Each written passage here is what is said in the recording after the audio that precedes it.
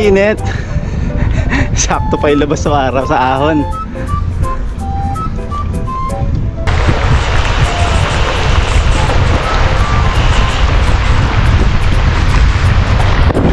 So yun, as expected, simula nang bumuhos ang ulan. Kaya muna kami saglit para may mga magsuot ng mga rain jacket. 9%. Pero galing yung 17. Ganda ng view. Ganda rin ang ahon.